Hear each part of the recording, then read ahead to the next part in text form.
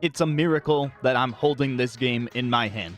Not just because Megamix was never released physically in the West, but also because the series' future was at a standstill. It's been so long since the last Rhythm Heaven game, and we were uncertain about how things would move forward after Sunku's battle with laryngeal cancer. But we're happy to say that even though he can't use his voice anymore, that he is back and still working behind the scenes to give us something really special.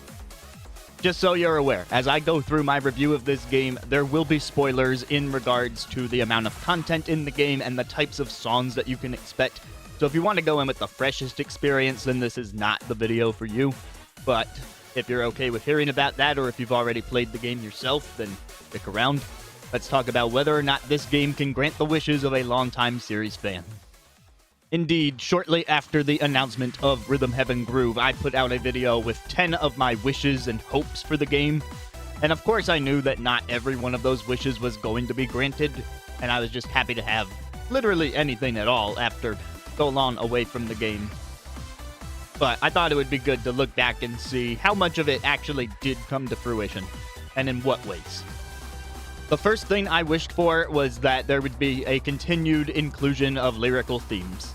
They had long since been established, and I was corrected in my wishlist video that apparently the never released in the West officially Rhythm Tengoku had a lyrical song, so that's all the way back since the series debut. They've always had something. But of course, you know, part of that wish video was just that I don't want things to change. I don't want it to go all instrumental now that they've had these awesome lyrical songs.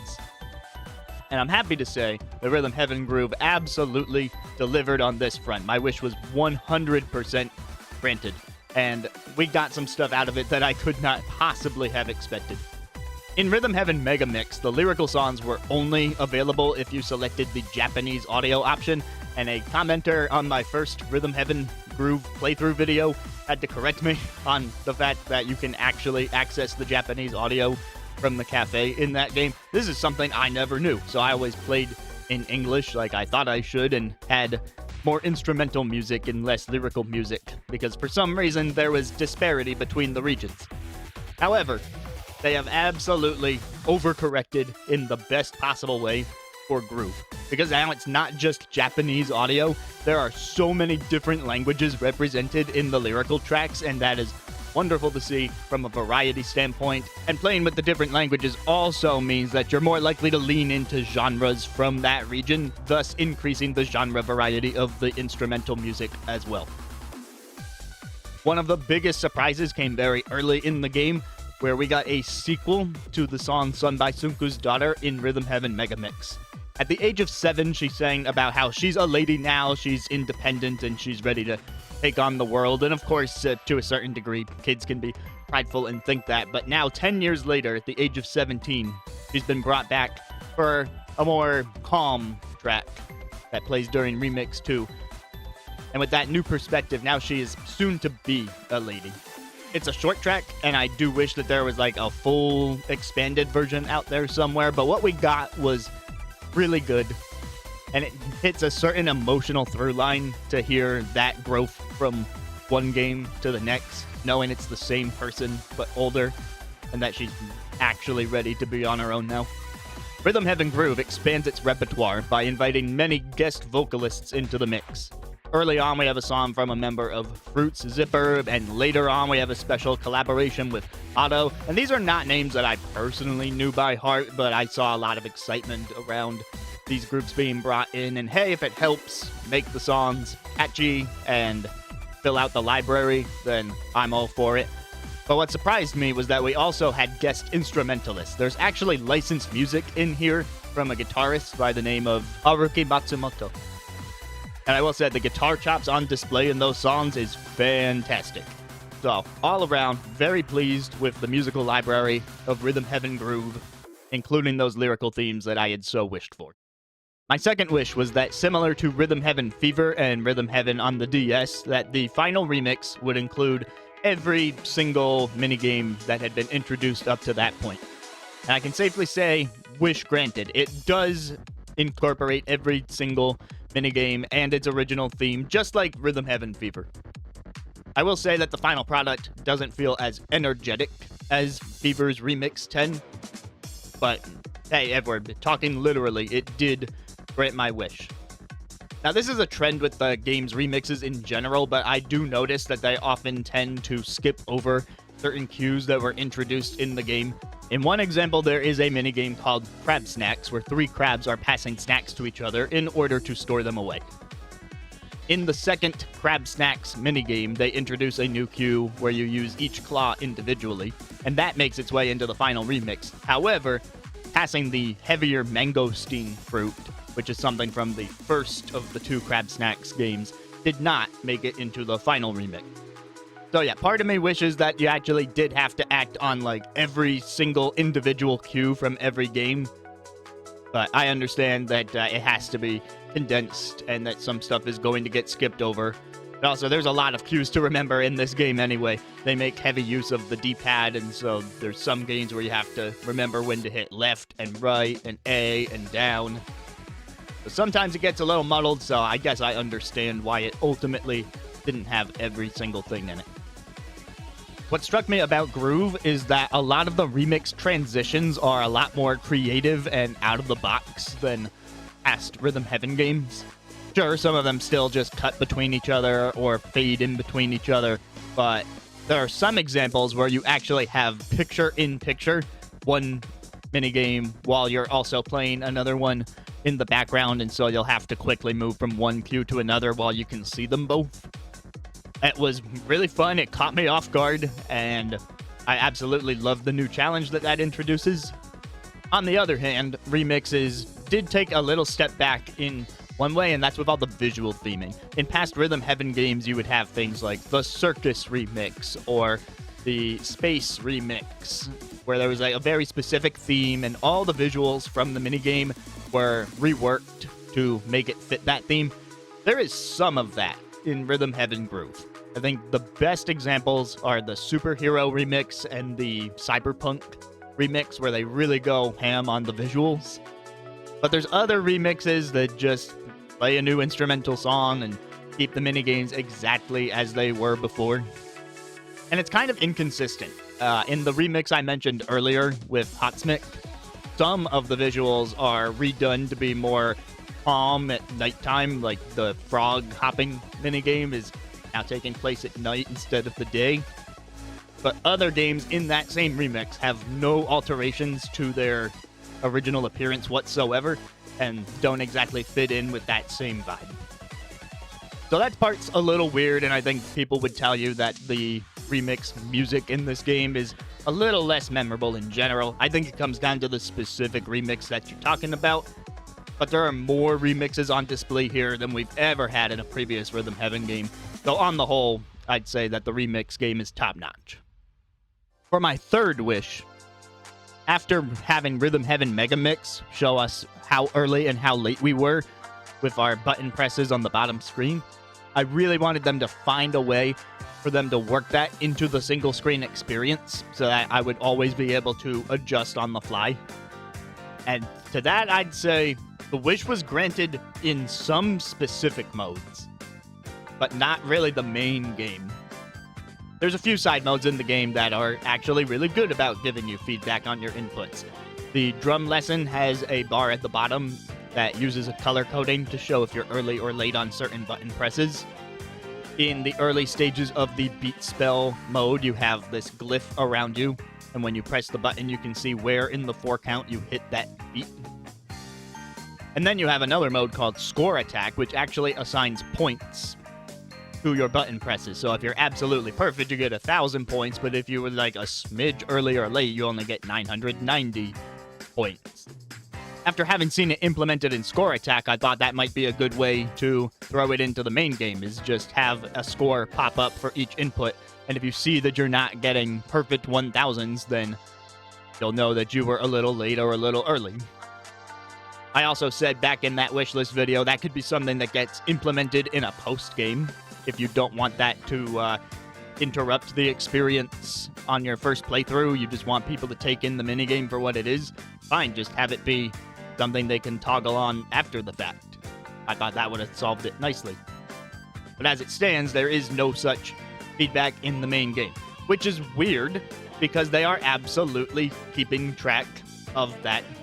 I'm at a point now where I have achieved the perfect rating on every minigame in the game so that I could thoroughly talk about this game for this video. And I got an unlockable that told me, hey, there's this little tiny icon that appears on your score, like your amazing, superb. There's a little tiny icon that shows up if you actually hit every cue perfectly on the mark. And I'm like, wow, it sure is weird that the game has something that's keeping track of that, and so is essentially demanding that from the most completionist players, but isn't giving them a way to see how they're doing during the game. So let's take my score attack idea for a second, where 1000 is the perfect and anything less than that is less than perfect. If someone wanted to try and earn that achievement for all the mini games, it would be great if they could see the 1000s popping up when they do it right. So that way they don't actually have to see the game through to the end just to find out whether or not they missed something. And by that point, they won't exactly know which part they missed and which needs a little fine-tuning. And they're probably doing it because they don't want people to feel the pressure to do that. It's a Koroks in the Breath of the Wild situation where they give you such a small, ignorable reward that most people won't pay attention to because they know that it would be kind of ridiculous for people to seek that out. But you never know. Someone may have wanted to take up that challenge, and that little bit of feedback would have been great to see. As it stands in the main game, all you really have is like when you totally botch something, characters in the minigame will give you these weird looks and make a little disgruntled noise. But that doesn't apply for something that's only a smidge early or late, you know? Alright, and of course we have to talk about the number one issue with Rhythm Heaven Groove, which is very much related to the fact that it is keeping track of how perfectly you are hitting the rhythm. And that's that in the game that does the most tracking to encourage you to be your absolute most perfect rhythm game self, you can't really do that when playing on a modern television. It is severely unfortunate, but every time I play this game and try to set the calibration for the TV, it just does not pan out. There are often times where I would play the game. You can see this in my streams of the game, but there are times when I'm playing and it seems fine, but then the more I play, it manages to fall out of sync and I have to recalibrate in the middle of the game. Ultimately, it's just very frustrating because sometimes I, as a player, will make mistakes, and I want to be able to acknowledge those and improve on them. But it's very hard when you don't know if the mistake is yours or just a result of the bad calibration. Like, did I do that, or was that the game's fault? What's going on? Do I need to do better at this? So it's kind of sucks that you're forced into doing handheld mode if you want to be absolutely sure that the calibration is up to snuff. If you're going for a perfect rating or trying to unlock night mode, which I'll touch on later, then absolutely recommend just playing in handheld mode. But I've always loved playing on the TV. I've loved being able to share that with people. And this brings up another issue that I'll get to later, but yeah, it kind of brought down my streams of the game. I would have loved to stream myself getting all those perfects, but ultimately I just had to cut my losses and get the rest of the perfects on my own time in handheld mode. That's one less experience that I got to share with people. But if you're largely a handheld mode player, then you're going to have a really good time with this game without having that whole thing to worry about. Wish number 4. I wanted a character to return in this game who had not returned in previous Rhythm Heaven games. There's usually some amount of callbacks, like Karate Joe has shown up in all these Rhythm Heaven games. Marshall has been in multiple Rhythm Heaven games, but I wanted someone new to get a chance to take the spotlight. And I will say this game absolutely delivered on that front. We got so many returning characters, including ones who had not returned before. One of my favorite examples is in the minigame Sneezy Moon. You have the Sneaky Spirits from the original Rhythm Tengoku. Except this time you're playing as them, and I love that twist on the formula. I have other issues with Sneezy Moon, and I do wish that we weren't dodging sneezes. It's a little gross, but as it stands, I do still like the concept of that minigame, and it's one of the best tracks in the game, for sure, instrumentally speaking. Sneaky Moon 2 especially. Another one that I would highlight is the Frog Singer-Dancer group from Rhythm Heaven DS. I had such a smile on my face when I saw him come back, and not only did he come back, but he delivered us an Italian vocal song, and it's fantastic. Oh, I also squealed a little bit in Soccer Dreams, seeing the couple from Double Date in the background. It's a perfect cameo because, you know, that couple had a lot of soccer balls to deal with. It kind of makes you think, were the soccer balls related to this other student at the school who was practicing and trying to impress this other guy?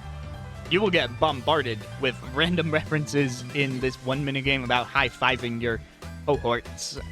They'll just kind of pop up in these static images.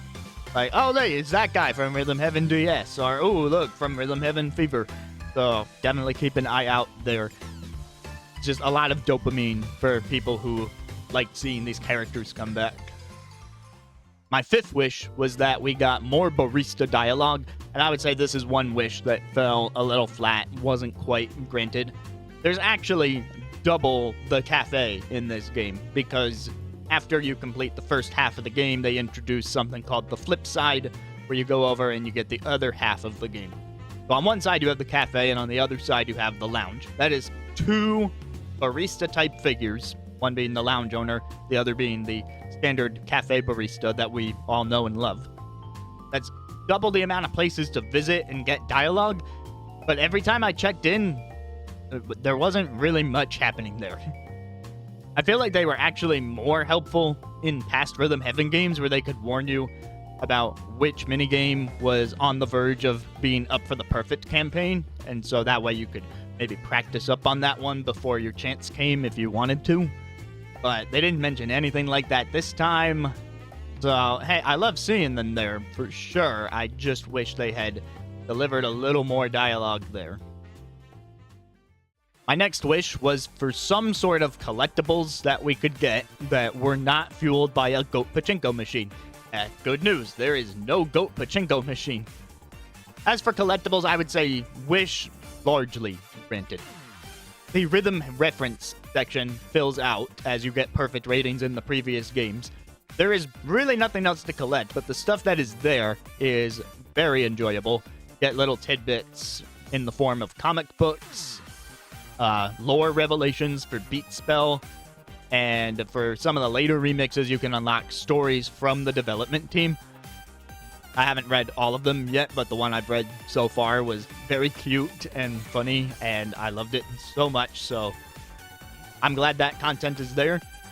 But this game arguably gives you the most grindy experience that you can get if you want like a true 100% completion. I guess it's up to each player what that is.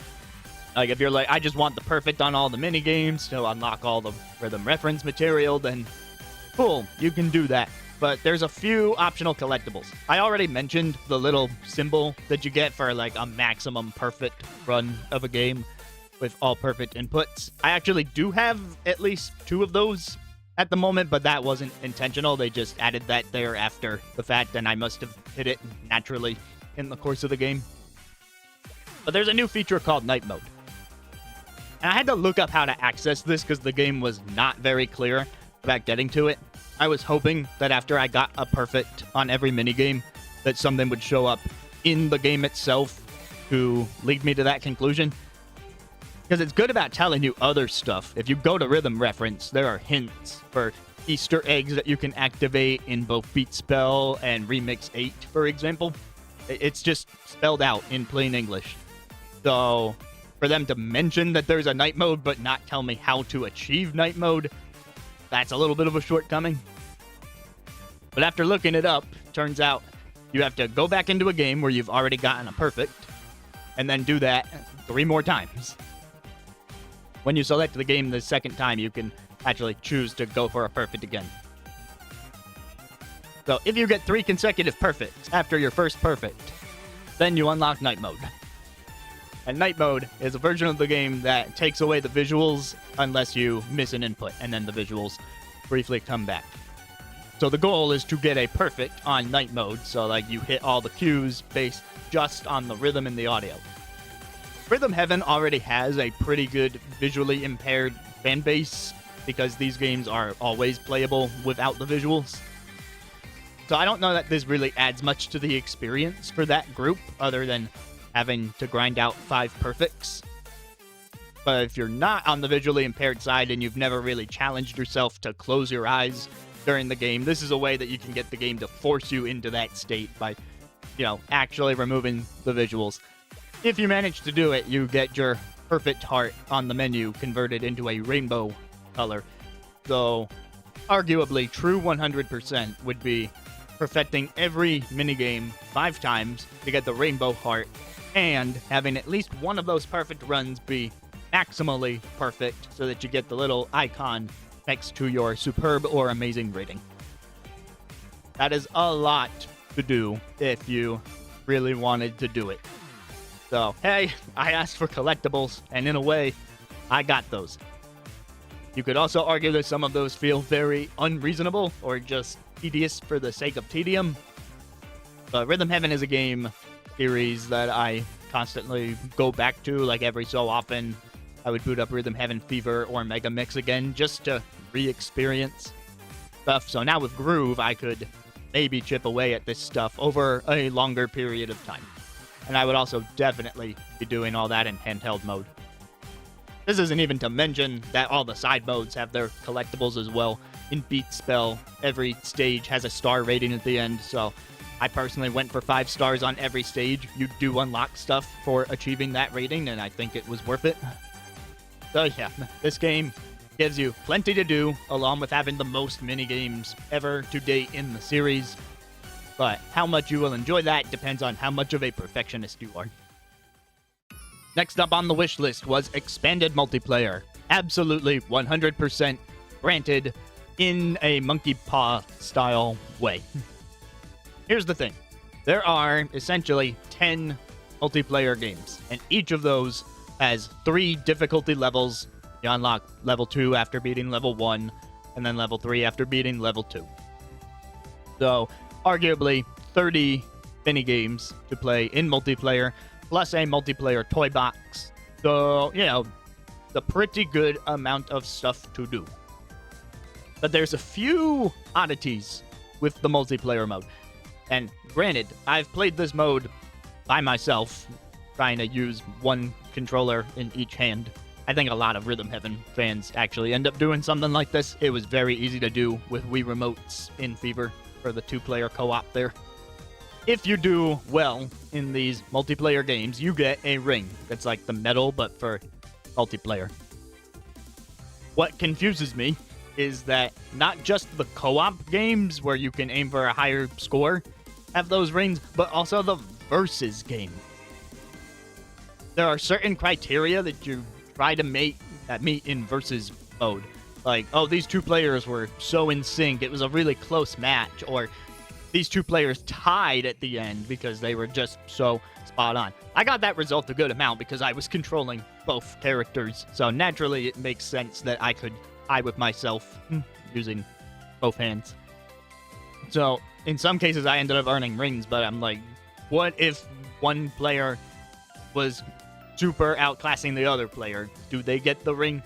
Why are we assigning a singular completion reward for a versus game? We're supposed to try and be better than the other person. I just don't get why those.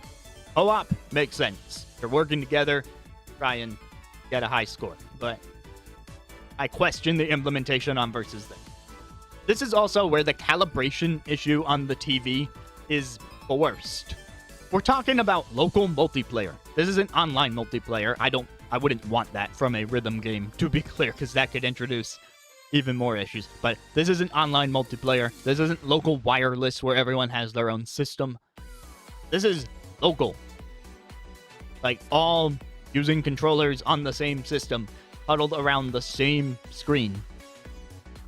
And yet, the modern television introduces these calibration issues. But, like, how are you playing local multiplayer? Are you huddled around your system in tabletop mode? That's a thing you can do. It's possible. And you won't have a calibration issue if you do that. but I think most people who actually play local multiplayer with other people are going to be around a big TV so that everyone can sit comfortably and see what they're doing. So it just doesn't add up. You're judging these people based on how well they're able to perfectly hit the rhythm. Some of these minigames have added effects if you hit something perfectly on the rhythm. I'm going to use Tennis Quest as an example. If you hit your tennis ball with absolutely 100% perfect timing, then it will ignite and it will do more damage and spread across multiple enemies. And you're actually expected to be able to hit this because they'll bring in an ice block that you have to melt before you can start hitting the enemies. And the only way to melt it is with that fire. So if you're playing on a TV with 4 people, even if they know what they're doing, if there's any chance that the TV is throwing off their ability to hit that thing, what the game thinks is perfectly on the mark, then they're going to be struggling to get past that obstacle. And then at one point, is the game fair? It's just not at that point. So it really feels like they dropped the ball here. They expanded the multiplayer mode. They introduced many interesting minigames, or they brought back stuff from Rhythm Tengoku, like Sick Beats and Archer Angels, that it makes sense to have these things back in a multiplayer way. But I can't trust it. It's so weird. Anyway, maybe other people will have more success than I did with the multiplayer mode. I really like some of the games on display, like Pet and Parcel, be a huge highlight there. It's just a real shame that the game with the calibration issue is the one that has people huddled around the TV. Oh, by the way, one more minor inconvenience for multiplayer. They show that you can play multiplayer with single Joy-Con. This is true, but you cannot open the game with single Joy-Con. When you're on the main menu, they expect you to have either 2 Joy-Con or a Pro Controller. So that's a mild thing. If you were just booting up the game for a multiplayer session, you might think, oh, let's connect the single Joy-Con. I'll just navigate the menu with that. It should totally be possible to do that. And I understand that if you hit play solo, they should force you to change the grip because you need the A button and the D-pad. But yeah, just the main menu should be operable with a single Joy-Con. Very surprised that it's not, just to let people know.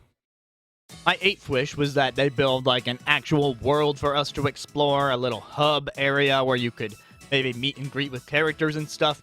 Some feedback I got was that with the visually impaired fan base, it's easier to just navigate the grid-based menu that the series has always used. I understand that. So if I were to remedy that item on my wish list, I would say that a Nintendo Land style menu would have been the best. In Nintendo Land on Wii U, you can walk around the hub area and walk to the individual minigame attractions, but you can also just hit a button to bring up a grid-based menu and select from there. That would have been the best of both worlds. We did not get a hub area, we just stuck to the grid, and so that's really not the worst possible outcome. I figured that this was a wish that would not be granted. Also, on the note of the visually impaired fan base, this is a good note for me to let people know that Little Miss Reads is a character you get in this game. You can toggle how much she reads out loud. And it is essential that if you are on the visually impaired side, please turn on at least the read what's on the screen setting.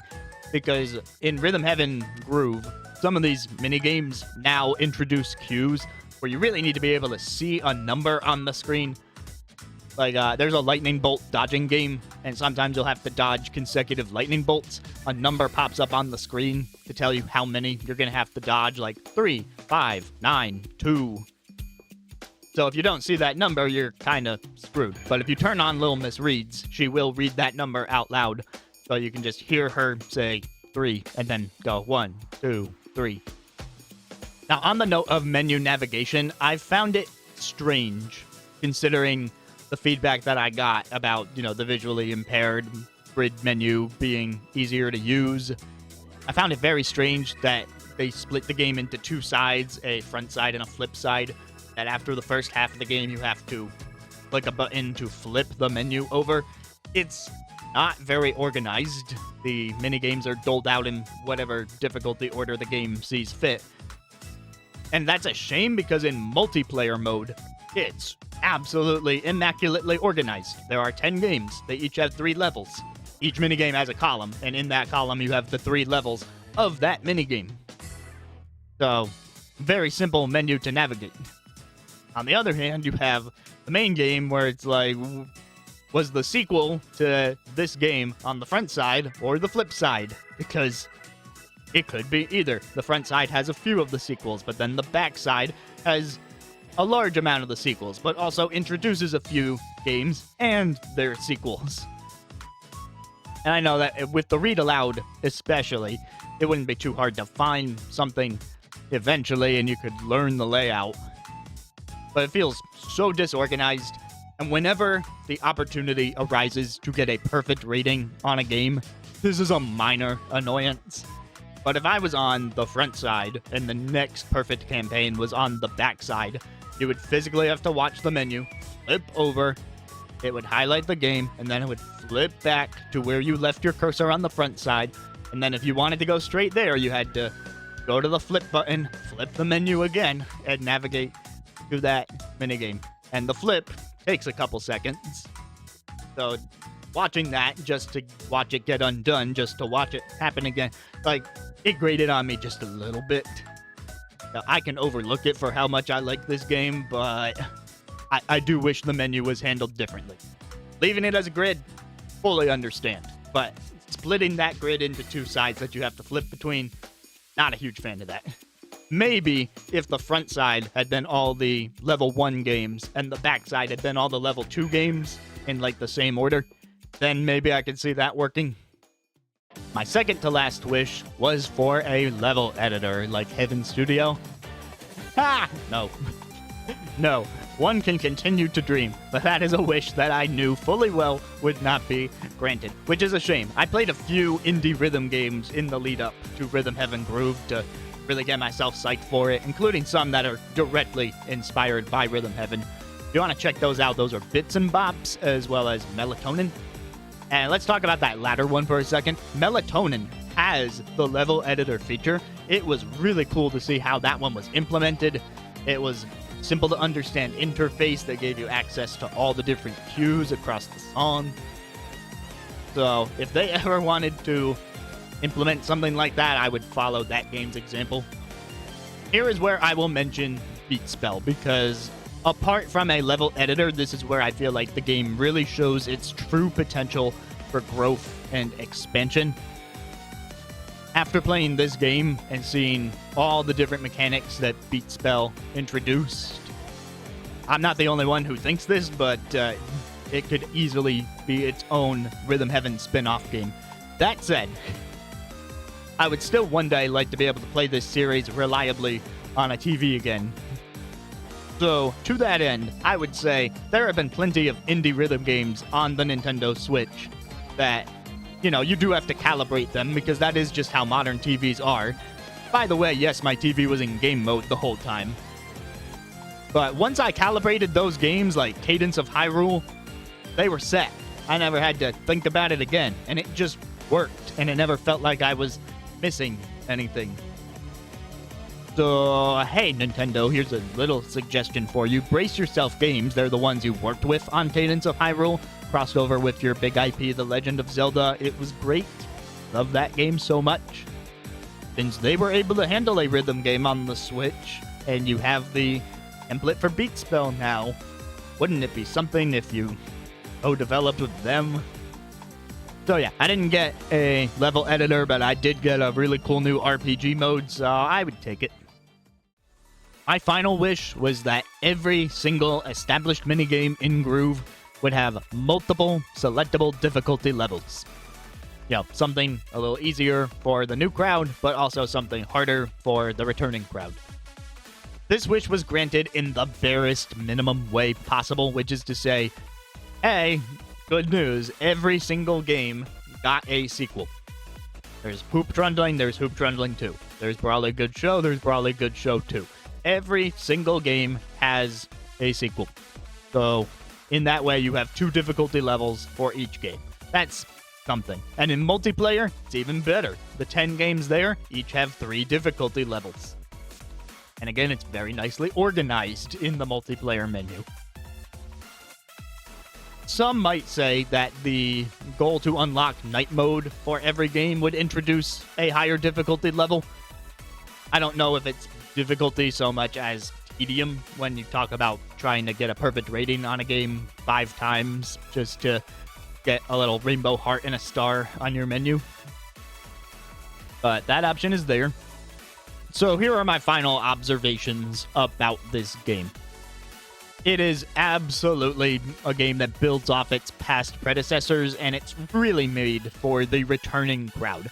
And what makes me say this the most is that, unlike some past Rhythm Heaven games where you feel like there's more variety in the rhythm, this game, it feels like the way they changed it up was by having more complex series of inputs. Talking about some mini games that have you pressing a sequence of 4 buttons back to back, and they're all different buttons. And we have an entire drum mode where go look up the otherworldly skill level in the drum kit mode, because that is such a long sequence to try and memorize. It is a lot of buttons to press. It's not something I've even attempted to do myself because of how intimidating it looks. Some of the multiplayer games are also good examples. I'll use Rhythm Tweezers 3 as an example. There's some very quick back-to-back inputs. In fact, that happens even pretty early on with Brawly Good Show. Sometimes you have to open and close the umbrella super fast. And of course, it's something I can handle as a longtime series fan and a musician who's probably got a decent sense of rhythm, all things considered. But if you're new to the series, this may end up being a game that is a little more challenging than you're expecting it to be. So, just a word of caution there, but I do think it is still really good fun, especially as a returning fan. Rhythm Heaven Groove is an excellent new addition to the series. While it may not be the best fit for newcomers and its multiplayer may drop the ball in terms of playing it on a television, and the calibration will leave you second guessing if there is a skill issue or a technical issue, I think if you go into this game ready to accept that, or if you're just willing to play in handheld mode, then you're going to be treated to a fun, energetic time. There's so much more variety in characters and music in this one, and it's just feels good to be back in the groove. Thanks for watching. If you liked this video, stay tuned for other Rhythm Heaven related content in the future, as well as other video games in general. Until then, bye. The Barista says hi from the Miracle Star Space.